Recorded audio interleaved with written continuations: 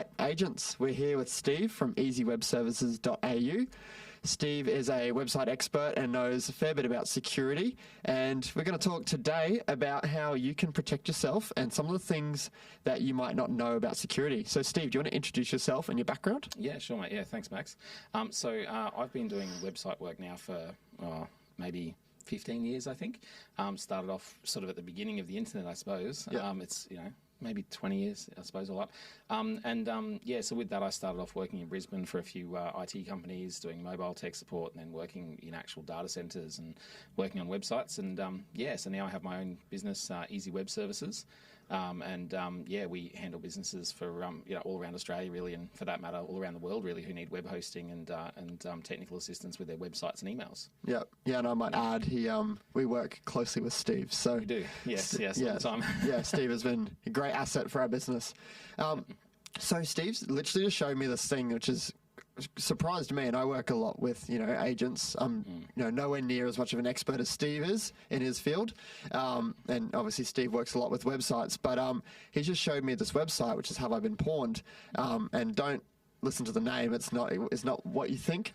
But Steve's going to bring it up on his computer very shortly, and we're going to have a look at how you can figure out whether you've actually been in a data breach and what you can do to remedy that. Yeah, exactly. Yeah. So if you want to, we can show the website now. Yep.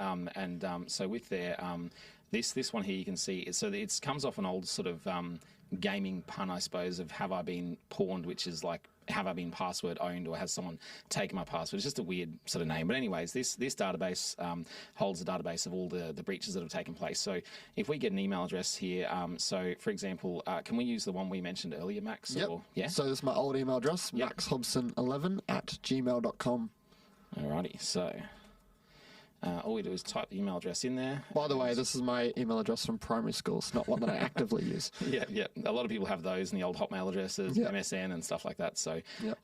So if we go down, though, we can see here you have been involved in 3 data breaches that Yep. you weren't aware about until a few minutes ago. Mm-hmm. So the very bottom one here is of most concern because it actually has your email address, your name, password, and usernames.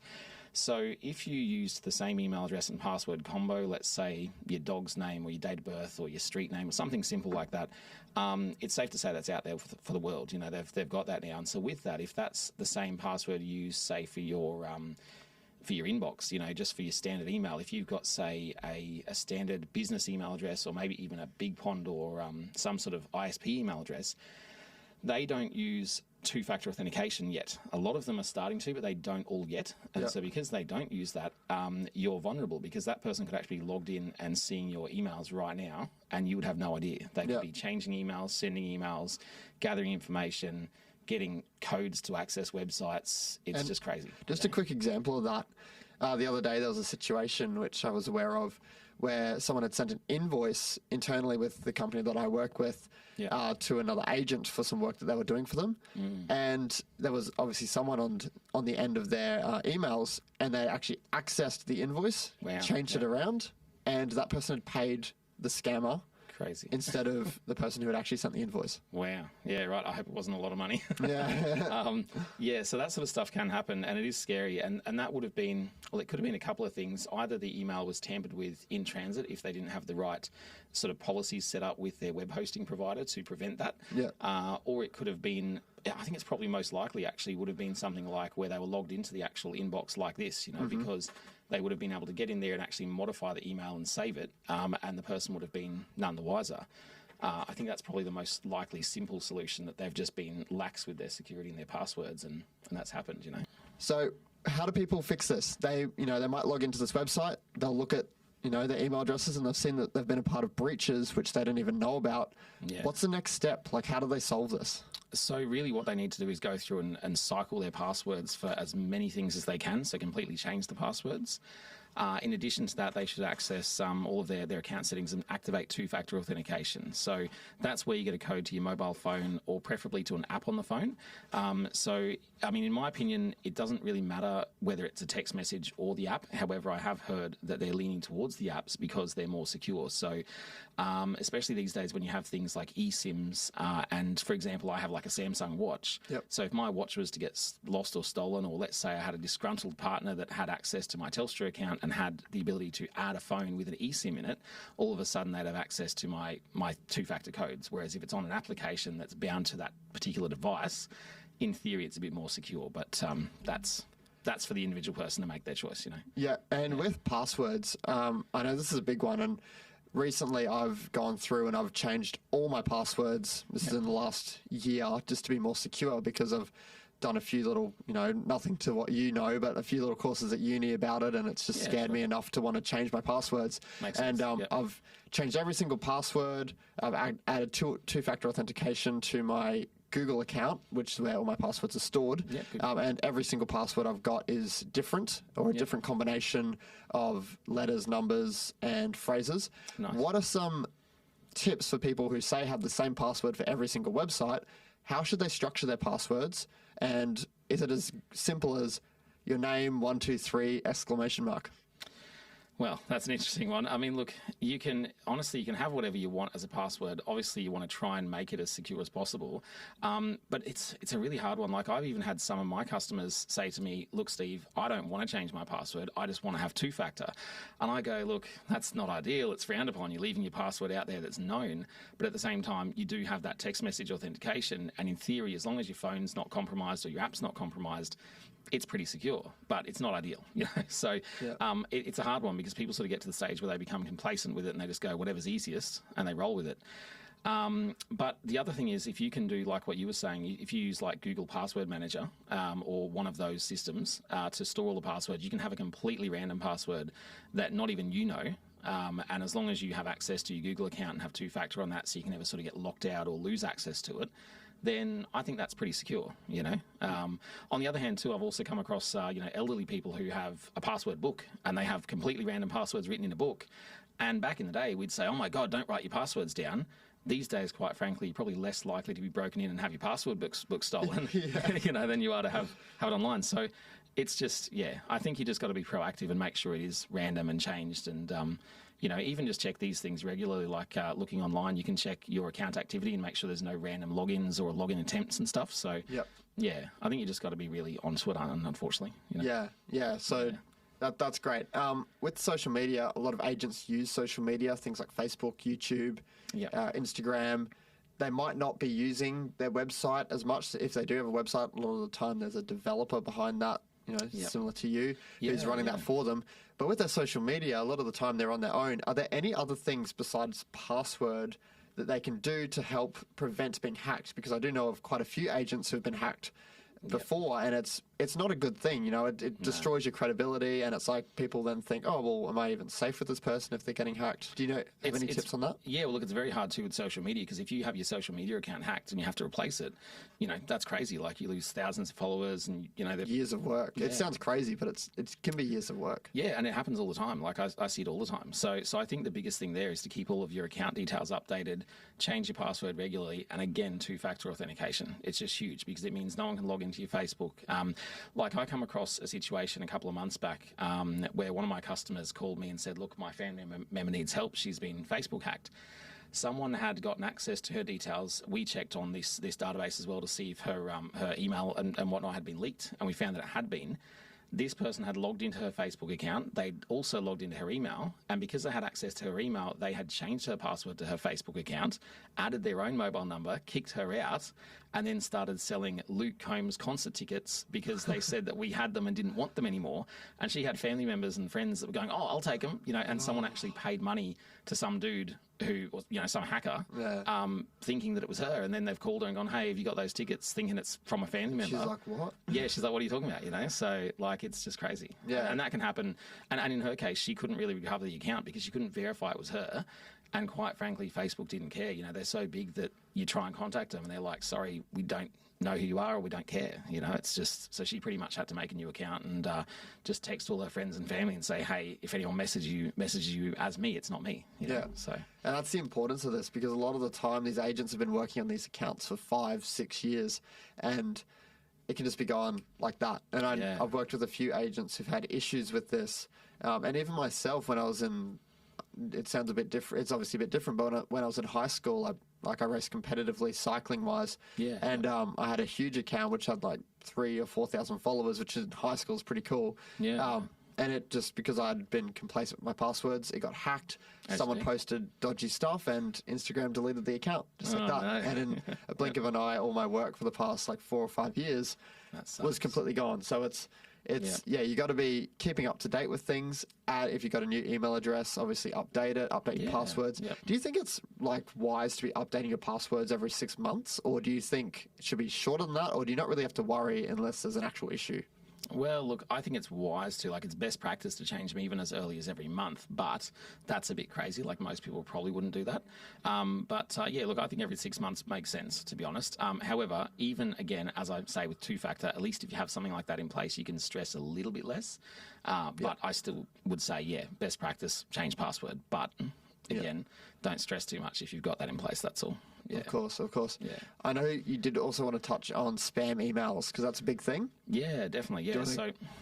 Yeah. So I'll talk about that. So especially when you were talking about how that person was scammed with the dodgy email that came in. Yep. So obviously, without looking at the situation, I can't know exactly what's happened. But one of the things that we have in place is a thing called Sender Policy Framework. And what that means is that we have a record registered on the domain name, and so if you're the registered owner of the domain name, you put this little record on there, or your IT person or web host would do that for you. Mm-hmm. And this little record says which IP addresses and which servers are authorized to send mail on your behalf, which means that if someone else was to try and masquerade as you and send mail on your behalf, such as spam, that when it gets received by the receiving mail server, it's going to check for that record, that SPF record, and it's going to find that the originating server was not actually authenticated or authorized, and therefore, based on that, it will either reject the mail or flag it as spam, depending on what you've chosen in your record. So that sort of stuff is, I think, pretty important, and a lot of businesses don't have it. You know, like a lot of people go to me, oh, my emails aren't working. Can you fix it? They're getting put into the spam folder, this and that. Just quickly, with that, say someone has like that, they've got their IT person. What would they actually ask for with that? Because a lot of people don't have the same level of understanding. What would they say? Like, what is that called? Yeah. Well, it's called an SPF record. So if you say you'd like an SPF record, or you'd like them to check into email deliverability, they can look into that for you. That being said, though, I have come across a lot of like IT guys as such that don't understand it, because it's like a domain name level thing. Yeah. And a lot of people, for some reason, struggle with that whole domain thing of understanding how it all works with DNS entries and websites and emails and stuff. So that's where someone like myself or an actual web host could definitely help. I'm sure there's plenty of IT people that do know, but a lot of the local guys I've come across have gone, oh, hey, Steve, can you help me with that? I don't understand it. So, but any IT person, I'm sure, will at least point you in the right direction, or they'll try and figure it out for you, right? So, And say I've got a lot of these emails that come in, and my sort of policy in my mind is if it's been emailed to me from, say, Facebook or Instagram, I usually don't touch it unless it comes through on my business account, and I can see it as an actual notification, not a message or some dodgy notification where someone's tagged me in a post that says your account's been violated, whatever. When it's actually come from Facebook as a legitimate Facebook notification, that's when I'll click on it. If it comes through on my email, it could be Facebook, because Facebook do send emails, but I usually don't click on it. Do you, how are you meant to know, and how can people sort of, what are some telltale signs of a spam email that they've received in, say, their main inbox, which might be coming from someone who it actually isn't? Yeah, sure. Yeah. So one of the things that you see a lot is people, like if they do click on a dodgy email. So these days, like most antivirus providers and stuff like that are pretty up with it. They'll actually flag an email if it's dodgy, because like I know a lot of the modern ones, they'll actually run through and actually scan emails as they come in, and they scan through for links. And if they find a link that's dodgy, they'll flag the email as spam or not even let you see it. So you therefore can't click on it. Yeah. But if you come across one that hasn't been detected yet, one that's new, it'll just, I guess it'll look look really legit. But if you just look at the sending email address, that generally doesn't lie. If you actually click on it and you look really closely, if it says, from facebook.co.something instead of facebook.com, it's most likely fake, you know. So, and they're pretty good with that. Like they usually, if they're sending out an email that's meant to be official, it will usually come from an official address. You just got to really just check the email and actually look at the sender and make sure it really does make sense. You can't just look at the body of the email and go, oh, that's their logo and that looks like their style of email, because it may not be, and you can even hover over the link as well. Like if there's a link in there to click on, most times if you're in Outlook, for example, you hover over the link and down the bottom left corner it will actually list the URL. And if the URL says anything other than something facebook.com/something, well, it's not probably legit. wrong. Yeah. So... yeah, but it can be hard though sometimes, but you just need to make sure it's really legit. Or if you question it, just don't click on it. Go straight, as you said, go straight to the website yourself. And that's what I've learned. I've thought if I have any second guesses, I don't click on it, because and how easy is this? Because I don't understand this that well. If you click on a link, can they get your information just from clicking on the link, or is it more you have to input stuff after you click on the link? Yeah, you usually have to input stuff. Like they can find out basic information from your browser, like they can find out your IP address, roughly your location based on that. However, your IP address is provided by your ISP or your internet service provider, and it changes normally every 12 hours unless you've got a static IP, which is a fixed IP all the time, which businesses have. And all that does is tell them the actual suburb or the city that you're living in. It doesn't tell them the actual address. The only way you can find that out is if you're like law enforcement and you can actually ask the ISP who had this IP address at this date and time, and then they will obviously disclose that. But other than that, they can't find out a lot other than your browser information, your IP address, your computer information, like whether you're running Windows 10, 11, etc. That's about it, really. They can't find out any names or anything, just from opening something. That being said, though, if you don't have the right browser settings, if you've turned your browser settings down, though, and so this is kind of scary. This happened to me a few weeks back on my laptop. Being a web developer and investigating and testing things, I was going through doing some testing on a website, and I had my browser settings turned right down, which meant that anything could actually install something through my browser, right? And so I completely forgot about it. The next day, someone else says, oh, can you help me with this website that's possibly compromised?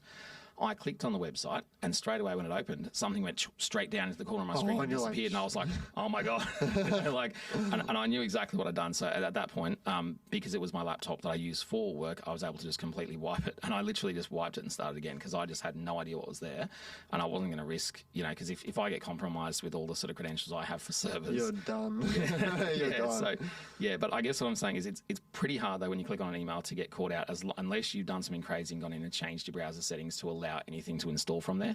But and your browser, like say you're using Google Chrome or Safari or Firefox, is that standard? Do they have those settings turned on, or do you actually have to go in and turn them on? Well, actually, I'll see if I can show you. My laptop's just a bit low on power. Let me see if I can turn the screen up. Oh, actually, we can still see the screen, can't we? Yep. Okay. So I'll just I'll show you. If we go into settings. There's my email address, folks. Hang on. So privacy and security.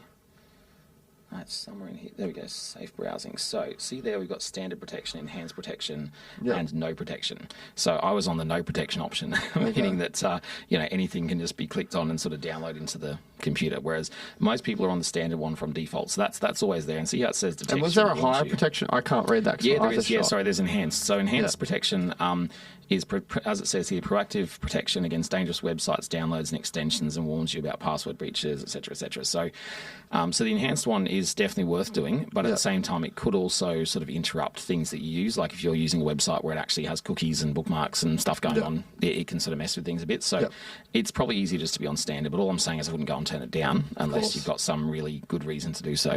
Of course. Yeah. Well, Steve, it's been awesome having you in. Is there anything else that you think a real estate agent in, anywhere around the world should be aware of at this current time? Well, look, not really. There's just, I'd say just be really careful with what you do. That's really what it comes down to. Just don't choose easy passwords, and don't be too blasé about it. Too many people they're busy focusing on a deal, focusing on the moment. They just need to change their password, and they choose something simple, and that can be a mistake. You just need to take a second and make sure everything's locked down properly, and engage someone to help you with those sorts of things. Yeah, of course. And can you give, say, one or two things that a real estate agent who's just watched this video can go home or open up their computer and do right now, which can help protect them? Because I know we've talked about so much today, but just two things. Well, first one would be go to that website, haveabeenpwned.com. We can put that at the bottom of the screen for you. And then the other thing would be, if you are on there, definitely change your passwords and possibly activate two-factor authentication on as many things as you can, because it just makes so much sense. It's just that extra level of protection. Awesome. Thanks for coming in, Steve. That's okay. Thanks, Max. Cheers.